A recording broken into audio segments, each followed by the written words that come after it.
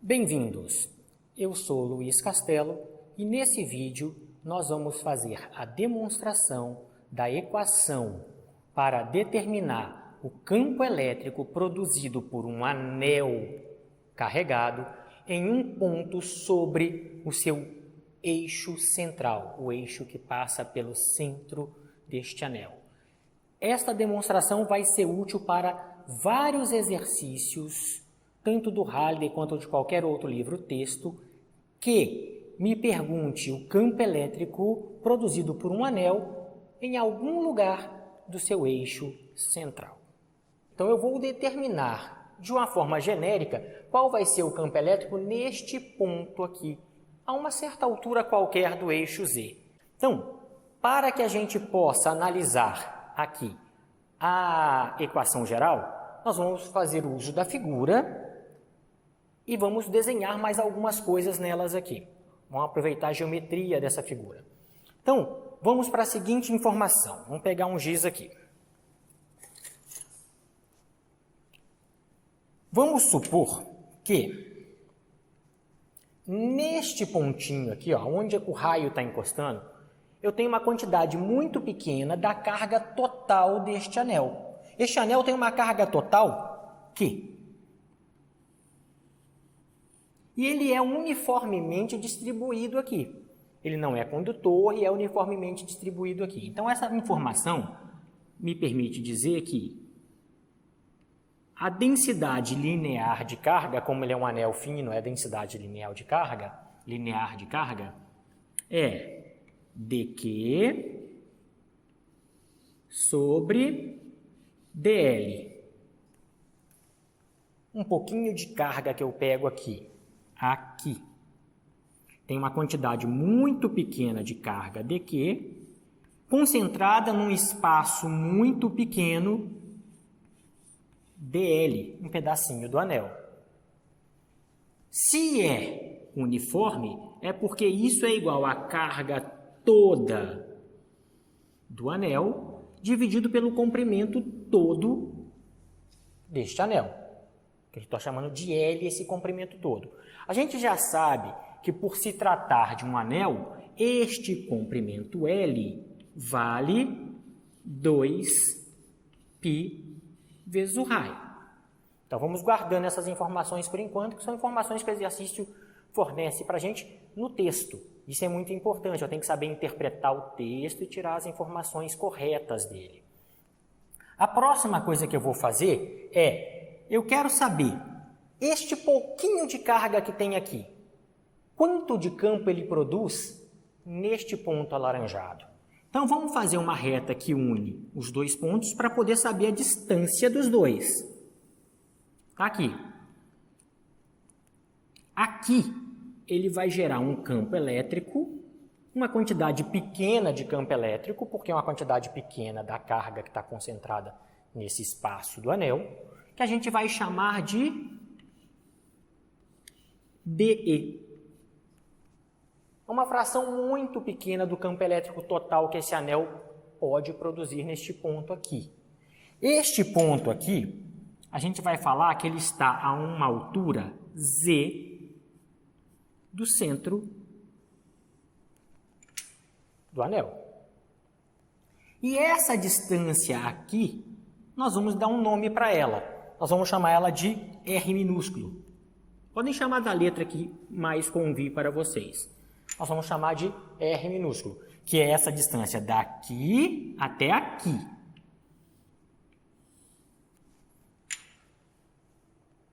Agora eu noto que eu formei aqui um triângulo retângulo. Triângulos retângulos são sempre bons porque eu posso usar o teorema de Pitágoras para resolver ele.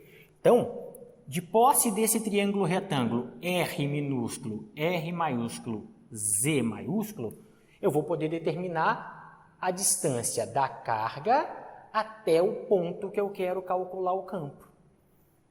Então, por que eu preciso disso? Porque para calcular aquele dE, eu vou usar a equação do campo elétrico que a gente conhece, da carga até um ponto qualquer. A equação fala que o campo elétrico, nesse caso uma fração do campo elétrico, é 1 sobre 4π epsilon zero, que multiplica a carga que está contida aqui, no nosso caso a carga é muito pequena, dq sobre r ao quadrado. A distância daqui até aqui ao quadrado. Então, essa primeira parte vai me mostrar que eu preciso descobrir quem é esse r em termos das variáveis que o exercício está me dando, em termos das informações que o exercício está me dando. Ou seja, ela está me dando a informação que ele tem um raio r a uma altura z. Tá aqui. Então, não pode aparecer o r, tem que aparecer as informações que o exercício me dá. Para isso, a gente vai usar o teorema de Pitágoras e vai falar para a gente que a hipotenusa r é igual a raiz quadrada de um dos catetos ao quadrado mais o outro cateto ao quadrado de r ao quadrado mais z ao quadrado. Lembrem que aqui está r ao quadrado, então, para eu achar quanto é o r ao quadrado, eu elevo os dois lados ao quadrado. A gente vai fazer uso desta também, mas vamos escrever nos dois formatos. R ao quadrado é igual a, na hora que eu elevar ao quadrado, o quadrado corta com a raiz e vai ficar r ao quadrado mais z ao quadrado. Então, eu estou colocando deste lado aqui todas as equações que me foram dadas no texto e todas aquelas que eu consigo manipular com o meu conhecimento prévio. Meu conhecimento prévio é saber qual é a equação geral de campo elétrico de distância de um ponto até a carga e geometria. Outra coisa importante em geometria é o seguinte, vamos lá. Reparem aqui, vamos fazer um eixo X aqui. Vamos fazer um eixo X aqui, só para a gente poder ter uma noção do que está acontecendo. Tem um eixo Z para cima, um eixo X para cá. Aqui, notem que o campo não está nem sobre o eixo X, nem sobre o eixo Z. Então, ele forma um ângulo com um desses eixos. Vamos escolher o eixo Z aqui, escolha arbitrária, você podia ter escolhido o eixo X, não tinha problema nenhum. E vamos notar uma coisa extremamente importante aqui agora. Reparem aqui. Vamos pegar um giz de outra cor. Vamos notar uma coisa extremamente importante.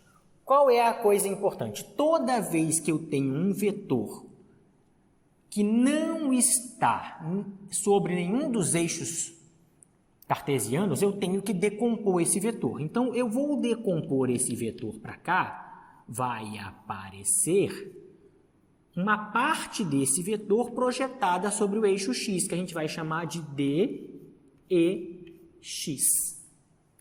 E vai aparecer uma parte desse vetor projetada sobre o eixo Z, que a gente vai chamar aqui de DEZ. E aqui tem uma coisa que a gente precisa anotar para economizar tempo na dedução dessa equação. O que a gente precisa para poder ganhar tempo na dedução dessa equação? Reparem, se eu pegar uma carga simétrica lá do outro lado do anel, ou seja, uma que faz um campo elétrico para cá, certinho, simétrica com essa, se o desenho tivesse simétrico, a gente ia notar que ia aparecer também, vamos desenhar aqui, iria aparecer também virtualmente aqui, se eu colocasse lá do lado de lá, um outro DE, devido à carga que estava aqui do outro lado, simétrica essa, que ao decompor ia aparecer um DEX para cá. Como isso aqui é um círculo perfeito, ia ter exatamente o mesmo tamanho, só que um para a direita, outro para a esquerda. Então, a gente fala que, por simetria, no eixo X, o campo zera. No eixo Z, apareceria aqui um outro DZ. com toda a certeza do mundo. Então, a gente não precisa estudar o que está acontecendo no dx, porque por simetria eles se cancelam. As cargas do lado esquerdo e do lado direito vão produzir campos para sentidos contrários. Tem o mesmo valor, mesmo quase tudo, menos o sentido. Então, o que a gente tem que se preocupar nesse exercício? Em determinar quem é o D e Z. E depois que eu determinei para um ponto o D e Z, eu vou integrar isso e fazer a volta completa no círculo. Vamos lá, o D e Z, D e no eixo Z, é igual ao DE decomposto para o lado de cá. Vai ser DE, se eu estou decompondo para o lado que contém o ângulo, vai ser um DE cosseno de θ. Então, vai ser DE cosseno de θ. Tá aqui. Ótimo. Só que eu consigo determinar quem é o cosseno de θ. Por quê? Porque θ está aqui. Ele é oposto pelo vértice, então ele também está aqui. Eu vou usar a geometria de novo no triângulo retângulo para determinar quem é o cosseno de θ. E o cosseno de θ vai ser escrito como sendo o cateto adjacente ao ângulo θ, cateto adjacente é Z, sobre a hipotenusa, que é R. Mas eu sei quanto vale R, tá? Aqui, pelo teorema de Pitágoras, a gente já tinha descoberto. Então, o cosseno de θ vai ser igual a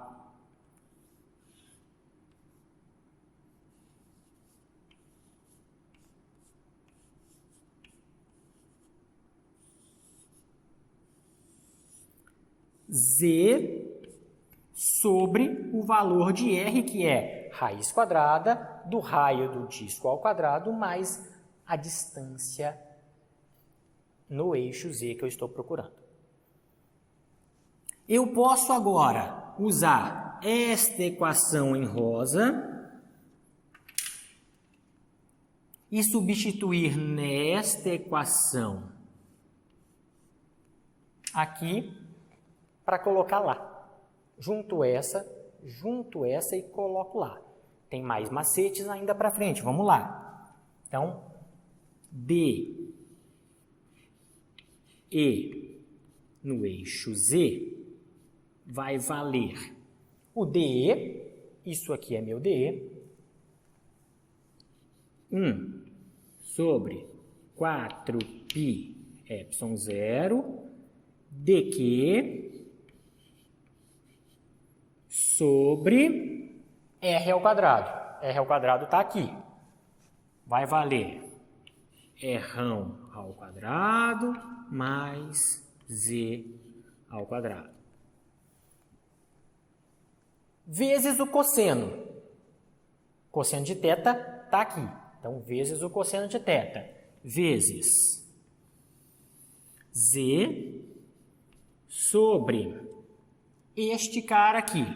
R ao quadrado mais Z ao quadrado, tirado a raiz quadrada. Vamos escrever a raiz quadrada na forma de fração. Tá lá. Mas falta alguma coisa. Eu sei que aquele dq depende do tamanho que eu escolhi aqui. Então, eu vou escrever dq como função deste tanto de carga que eu peguei aqui, desse tanto de tamanho aqui, tamanhozinho que eu escolhi para escrever. Como? A partir daqui.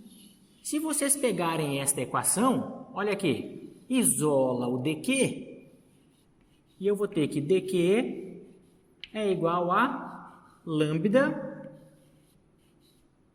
dl. O dq depende do tamanho que eu escolhi. Agora eu posso escrever o dq da maneira mais correta. Substitui este valor aqui no lugar do dq aqui. Vamos fazer essa substituição. Vai ficar aqui DE no eixo Z. Lembrando, só vai ter campo no eixo Z. Então, só estou estudando o eixo Z.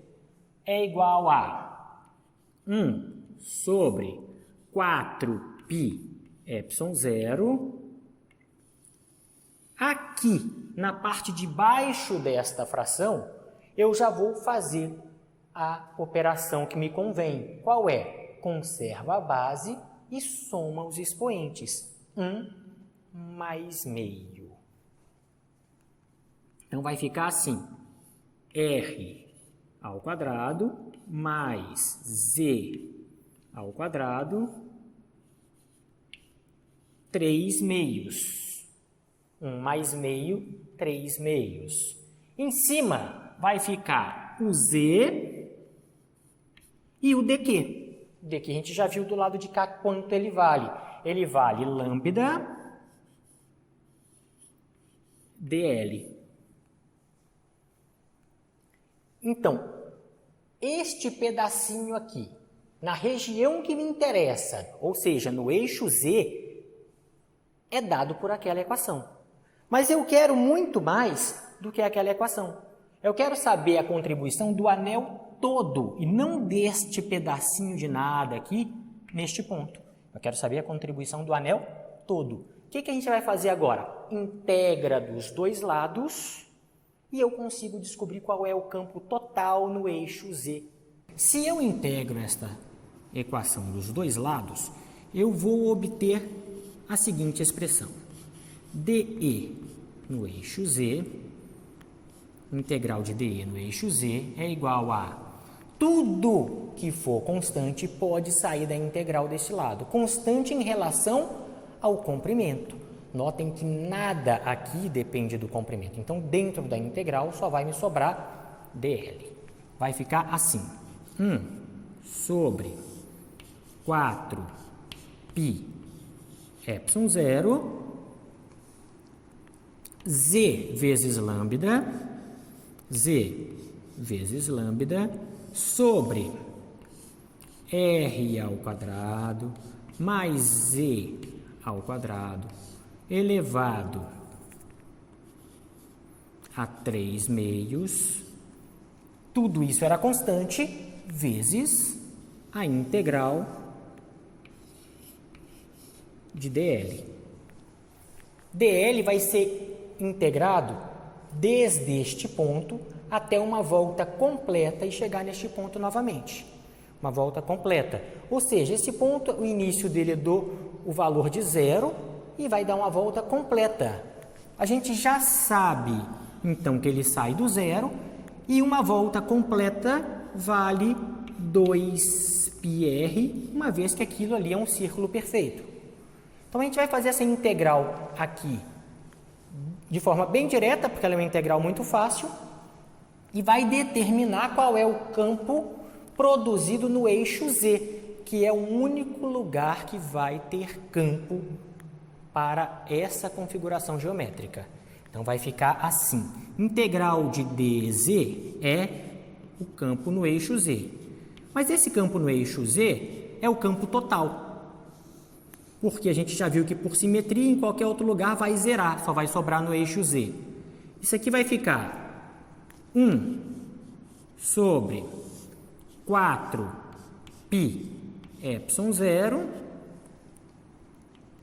vezes z lambda sobre r ao quadrado mais z ao quadrado elevado a 3 meios. A integral de dl é L, desde 0 até 2πr. Isso aqui já vai me dar direto 2πr. Mas notem, vamos olhar ali do outro lado, notem que 2πr é o tamanho da circunferência total. Então vamos conferir aqui, reparem só, se eu comparar este lambda com o anel todo tem carga Q e comprimento L. Se eu fizer lambda vezes L, só passar esse L para o lado de lá multiplicando, eu acho a carga toda. Gente, é isso aqui, ó, lambda vezes L. 2πr é o L, é o tamanho da circunferência. Então, lambda vezes o tamanho da circunferência é a carga toda que ele consegue segurar, reter nesse anel aqui. Então, a gente vai simplesmente trocar e achar a equação geral do campo elétrico para a situação onde eu tenho um anel carregado e eu queira saber em qualquer altura do eixo Z, um ponto situado em qualquer lugar do eixo Z, qual é o campo elétrico ali. Então, vamos lá. Vai ficar assim. E é igual a 1 sobre 4π epsilon zero, tá aqui, Z vezes a carga toda, Z vezes a carga toda, dividido por R ao quadrado, mais Z ao quadrado, elevado a 3/2. Então, essa é a equação geral para a geometria fornecida no exercício 24 ou para qualquer exercício com essa mesma simetria.